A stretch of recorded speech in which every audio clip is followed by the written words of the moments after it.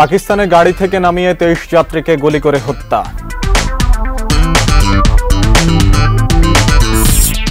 এবং রেকর্ড $54 কোটি নির্বাচনী তহবিল সংগ্রহ করলেন কমলা হ্যারিস।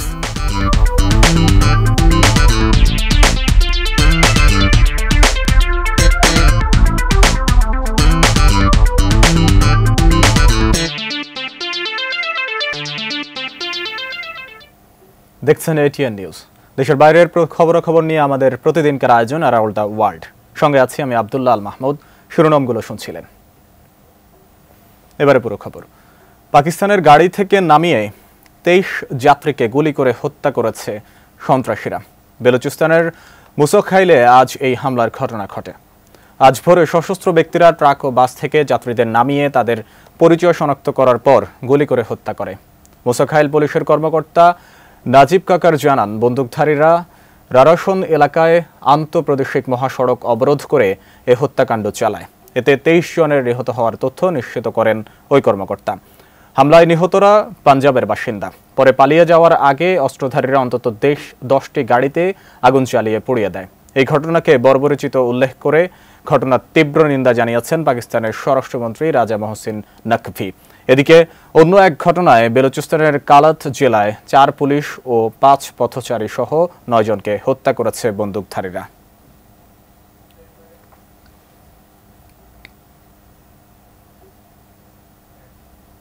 হিজবুল্লাহ ইসরায়েলের সামরিক লক্ষ্যবস্তুতে রকেট ও ড্রোন হামলার প্রভাব মূল্যায়ন করবে বলে জানিয়েছেন সংগঠনের নেতা হাসান নাসরুল্লাহ। সংগঠনের কমান্ডার ফুয়াদ শেখের হত্যার বদলা নিতে হিজবুল্লাহ ইসরায়েলে আরও হামলা চালাবে কিনা তা এই মূল্যায়নের পর ঠিক করা হবে বলে উল্লেখ করেন তিনি। হিজবুল্লাহর নেতা নাসরুল্লাহ রোববার টেলিভিশনে দেওয়া ভাষণে এসব কথা বলেন। নাসরুল্লাহ দাবি করেন, পরিকল্পনা অনুসারে হিজবুল্লাহ ইসরায়েলে হামলা চালাতে সক্ষম হয়েছে। ইসরায়েলি বাহিনী ও লেবাননের হিজবুল্লাহ গোষ্ঠীর মধ্যে রোববার বড় ধরনের পাল্টাপাল্টি হামলার ঘটনা ঘটে। হামলায় লেবাননে 3 জন নিহত হওয়ার তথ্য পাওয়া গেছে। এদিকে উদ্ভূত পরিস্থিতিতে 48 ঘন্টার জন্য ইসরায়েলে জরুরি অবস্থা জারি করা হয়।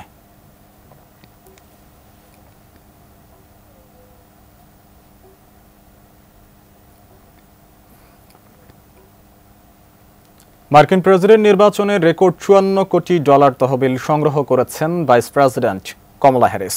নির্বাচনী প্রচার শুরুর 1 মাসের কিছু সময় পর গত সপ্তাহে ডেমোক্র্যাট দলের জাতীয় কনভেনশনের পর তিনি এই তহবিল সংগ্রহ করেছেন।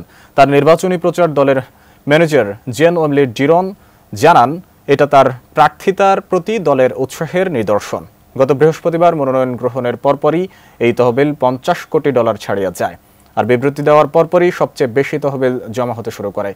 এটাই যে কোনো নির্বাচনের প্রচারে সবচেয়ে বড় তহবিল সংগ্রহের ঘটনা। কমলা হ্যারিসের প্রচার শিবির জানিয়েছে, স্বেচ্ছাসেবীদের সমর্থনের হারও বাড়তে শুরু করেছে। কনভেনশনের সপ্তাহে 2 লাখ সমর্থক স্বেচ্ছাসেবী হিসেবে কাজ করতে নিবন্ধন করেছেন।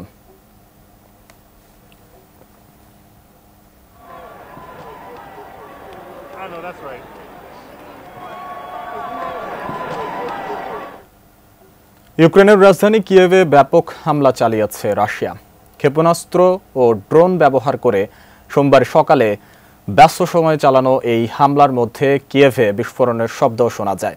অবশ্য ভোরে 2 দফা ড্রোন হামলার পরে রাশিয়ার পক্ষ থেকে আরও ক্ষেপণাস্ত্র এবং ড্রোন হামলার বিষয়ে সতর্ক করেছিল ইউক্রেনের সেনাবাহিনী। সোমবার এক প্রতিবেদনে এই তথ্য জানিয়েছে বার্তা সংস্থা রয়টার্স।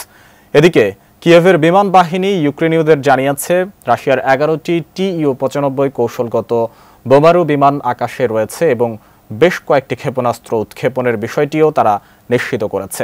ইউক্রেনের রাজধানী বাইরে ক্ষেপণাস্ত্র হামলা ঠেকাতে সক্রিয় করা আকাশ প্রতিরক্ষার শব্দ শুনতে পান রয়টার্সের সাংবাদিকরা।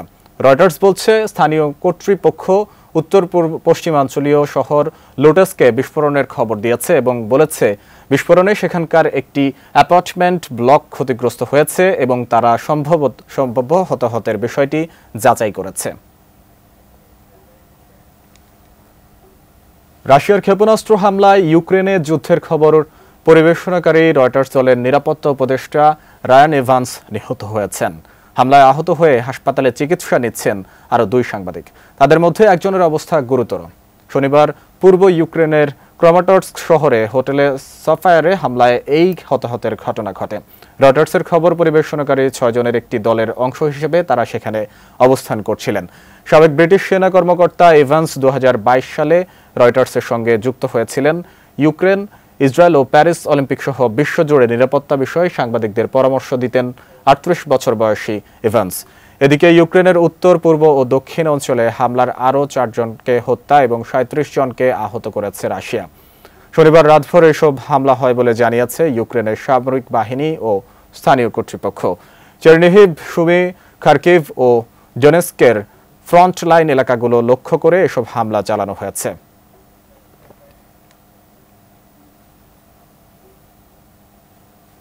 এবার নারীদের ওপর হওয়া নির্যাতনের প্রতিবাদে কড়া বার্তা দিলেন ভারতের প্রধানমন্ত্রী নরেন্দ্র মোদী। কলকাতার আরজিকর হাসপাতালে চিকিৎসক ধর্ষণ ও হত্যাকাণ্ডে উত্তাল সমগ্র ভারত। দোষীদের বিচারের দাবিতে ভারত জুড়ে রাস্তায় নেমেছে বিক্ষোভকারীরা। নরেন্দ্র মোদী বলেছেন, মেয়েদের বিরুদ্ধে যারা অন্যায় করে তাদের শাস্তি পাওয়া উচিত। রোববার মহারাষ্ট্রের জলগাঁওতে লাখপতি দিদির একটি প্রকল্প উদ্বোধন করতে গিয়ে মোদী বলেন, মেয়েদের বিরুদ্ধে কোনো অন্যায় সহ্য করা হবে না। এ ধরনের অপরাধের কোনো ক্ষমা হয় না। অপরাধীদের কঠিন সাজা নিশ্চিত করতে হবে। গত 9 আগস্ট কলকাতায় আরজিকর হাসপাতালে তরুণী চিকিৎসককে ধর্ষণ ও খুন করা হয়। এরপরই প্রতিবাদে নামে দেশটির হাজার হাজার মানুষ।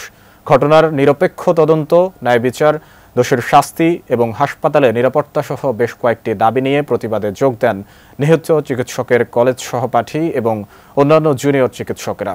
এই মামলায় এখনও মূল অপরাধীদের শনাক্ত করতে পারেনি কেন্দ্রীয় তদন্ত সংস্থা সিবিআই। অভিযুক্তদের গ্রেফতার ও শাস্তির দাবিতে পশ্চিমবঙ্গের সচিবালয় নবান্নে চল কর্মসূচির ডাক দিয়েছেন শিক্ষার্থীরা। নিজেদের তৈরি একটি নতুন আত্মঘাতী ড্রোন পরীক্ষা করেছে উত্তর কোরিয়া। ড্রোনটির কার্যক্ষমতা পর্যবেক্ষণ করেছেন দেশটির নেতা কিম জং উন। ড্রোনটির কিভাবে একটি মক টাস্ক সহ নির্দিষ্ট লক্ষ্যবস্তু ধ্বংস করে তা পরীক্ষা করেছেন তিনি। এ সময় মানববিহীন যানবাহনের জন্য কৃত্রিম বুদ্ধিমত্তা বিকাশের জন্য গবেষকদের প্রতি আহ্বান জানান কিম। দেশটির রাষ্ট্রীয় সংবাদ মাধ্যম কেসিএনএ জানায়, গত শনিবার উত্তর কোরিয়ার একাডেমি অব ডিফেন্স সায়েন্সের ড্রোন ইনস্টিটিউট পরিদর্শন করেন কিম। সেখানে তিনি বিভিন্ন ড্রোনের পরীক্ষা নিরীক্ষা পর্যবেক্ষণ করেন। এ সময় কৌশলগত পদাতিক বাহিনী ও বিশেষ অভিযান ইউনিটে ব্যবহার করার জন্য আরও বেশি আত্মঘাতী ড্রোন তৈরিতে আহ্বান জানান কিম। পানির নিচে হামলা, কৌশলগত নিরীক্ষণ ও বহুমুখী আক্রমণ করতে পারে আত্মঘাতী ড্রোনগুলো।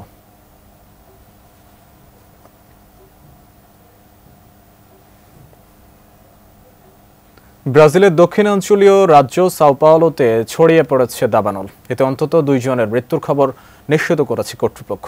সেই সঙ্গে 42টি শহরে জারি করা হয়েছে উচ্চমাত্রার সতর্কতা। কর্তৃপক্ষ জানায়, 1,10,00,000 অধিবাসীর সাও পাওলো শহরের চারপাশে ছড়িয়ে পড়েছে দাবানল। সাম্প্রতিক দিনগুলোতে দাবানলে সবচেয়ে ক্ষতিগ্রস্ত শহরগুলোর একটি হল রিবাইয়ারো প্রেতো। গত কয়েকদিন ধরে ঘন ধোঁয়ার মেঘে ঢেকে আছে শহরটির আকাশ। বাতিল করা হয়েছে বিমানের সমস্ত ফ্লাইট। বন্ধ রয়েছে স্কুল, কলেজ সহ বিভিন্ন শিক্ষা প্রতিষ্ঠান।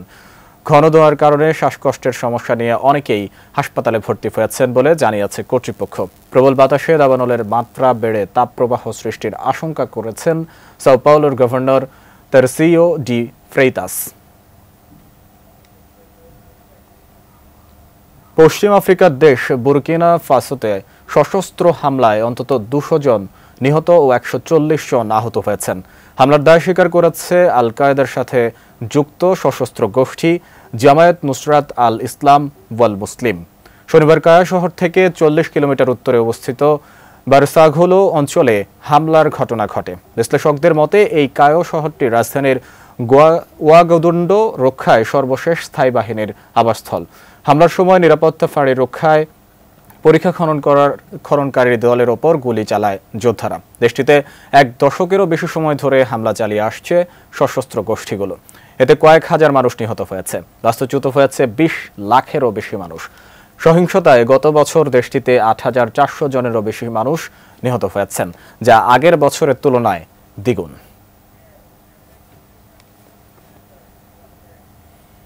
রাউন্ড অফ ওয়ার্ল্ড শেষ করবো, তার আগে শিরোনামগুলো জানিয়ে দিচ্ছি আরও একবার। পাকিস্তানে গাড়ি থেকে নামিয়ে 23 যাত্রীকে গুলি করে হত্যা, রেকর্ড $54 কোটি নির্বাচনী তহবিল সংগ্রহ করলেন কমলা হ্যারিস। নারীর উপর নির্যাতনের প্রতিবাদে কড়া বার্তা নরেন্দ্র মোদীর।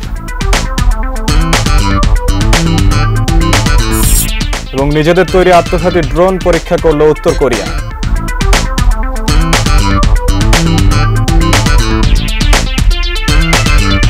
এই ছিল অ্যারাউন্ড দ্য ওয়ার্ল্ড। আবার দেখা হবে কাল একই সময়। এতক্ষণ সঙ্গে থাকার জন্য ধন্যবাদ।